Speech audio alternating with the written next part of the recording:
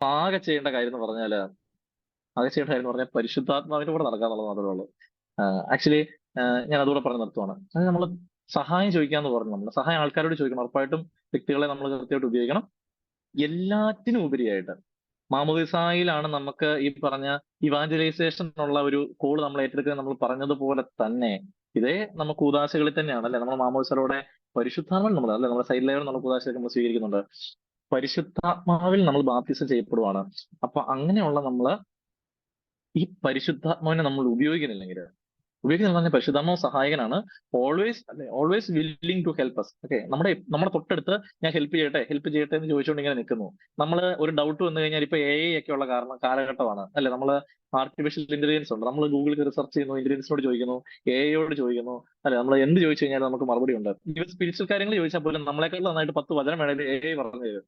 അപ്പൊ പക്ഷെ എന്താണ്, നമ്മൾക്ക് നമ്മളെ ഹെൽപ്പ് ചെയ്യാണ്ട് ഒരാൾ ഇങ്ങനെ സൈഡിൽ നിൽക്കുവാണ്, ഹെൽപ്പ് ചെയ്യട്ടെ, ഞാൻ പാപം ചെയ്യാൻ പോവാണ്, പാപം ചെയ്യുന്നതിന് മുന്നേ എടാ ചെയ്യല്ലേ ചെയ്യല്ലേ എന്ന് പറഞ്ഞുകൊണ്ട് വരുന്നു, ചെയ്ത് കഴിയുമ്പോഴത്തേനും കരയില്ലേ എന്ന് പറയുന്നു, കുമ്പസാരിക്കും. നമുക്കെല്ലാം പറഞ്ഞ് അതിന് പരിശുദ്ധാത്മാവുണ്ട്.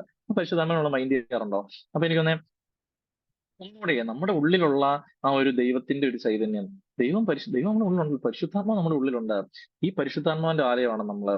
അപ്പം പരിശുദ്ധാത്മാവിനെ ഒന്ന് കേൾക്കാനായിട്ട് നമ്മുടെ ഈ ബുദ്ധിമുട്ടുകൾ വരുമ്പോഴും ഈ പറഞ്ഞ ഹെൽപ്പ് ചോദിക്കണം എന്ന് പറയുമ്പോഴും ബേസിക്കലി ഏറ്റവും അൾട്ടിമേറ്റ് ഉള്ള സംഗതി, അതായത് ഒരു ക്രിസ്ത്യൻ ലൈഫില് പരിശുദ്ധാത്മാവിന്റെ ഫലങ്ങള് പരിശുദ്ധാത്മാവിന്റെ ഫലങ്ങൾ ബേസിക്കലി ഒരു ക്രിസ്ത്യാനിയെ സംബന്ധിച്ചിടത്തോളം പരിശുദ്ധാത്മാവിന്റെ ഫലങ്ങളുള്ള ജീവിതമാണ്. അതായത് പരിശുദ്ധാത്മാവിലുള്ള ജീവിതമാണ് നമ്മുടെ അൾട്ടിമേറ്റ്ലി ഒരു സെയിൻഹുഡ് എന്ന് പറയുന്നത്.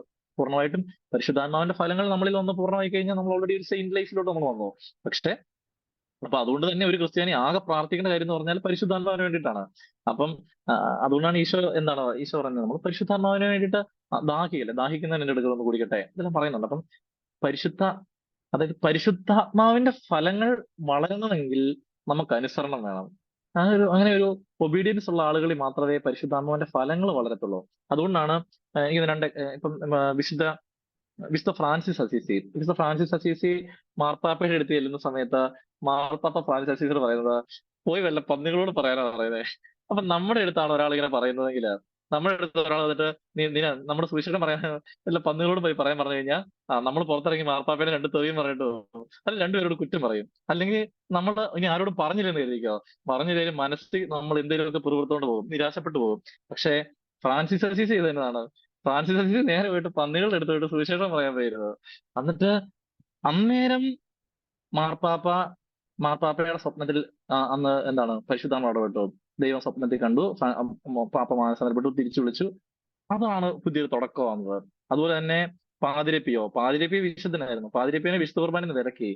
അങ്ങനെയുള്ള അതും ഒബീഡിയൻസിൽ സ്വീകരിച്ച പാതിരപ്പിയോ പ്രാർത്ഥിച്ചുകൊണ്ടിരുന്നപ്പോഴാണ് ഈ പറഞ്ഞ പോലെ എന്താണ് മറ്റേ മഹായുദ്ധകാലത്ത് എയറോപ്ലെയിനെ തടഞ്ഞു നിർത്തിയ കഥ, നമ്മൾ ബൈലൊക്കേഷൻ സംഭവിച്ച കാര്യമൊക്കെ നമ്മൾ പറയുന്നുണ്ടല്ലോ. അതായത് ബേസിക്കലി ഇത്രേ ഉള്ളൂ, വിശുദ്ധനാണല്ലോ എന്നോർത്ത് ചലഞ്ച് ചെയ്യാനൊന്നും പോയില്ല. ഇവർ ആ ഒരു ഹയറാർക്കിക്ക് കൊടുത്ത ഒരു ഒബീഡിയൻസ് ഉണ്ട്. നമ്മൾ സഭയിൽ ബുദ്ധിമുട്ടുകൾ ഉണ്ടാകുമ്പോൾ ഇതും എന്റെ പ്ലാനിൽ ഉണ്ടായിരുന്ന സാധനമല്ലോ. പക്ഷെ നമ്മളുടെ ചുറ്റുപാടും കത്തോലിക്ക സഭയിലും അച്ഛന്മാരുടെ ഇവിടുന്നൊക്കെ ബുദ്ധിമുട്ടുകളൊക്കെ ഉണ്ടാകുമ്പോൾ നമ്മൾ എല്ലാവരെയും പോലെ വളരെ സെക്യുലർ പീപ്പിളിനെ പോലെ ചുറ്റും കൂടിയിരുന്ന് അവരോട് വട്ടത്തിരുന്ന് സംസാരിക്കുകയും അതിനെയും പ്രൊമോട്ട് ചെയ്യാതെ നമ്മൾ ഇവർക്ക് വേണ്ടി പ്രാർത്ഥിക്കേണ്ടതാണ്.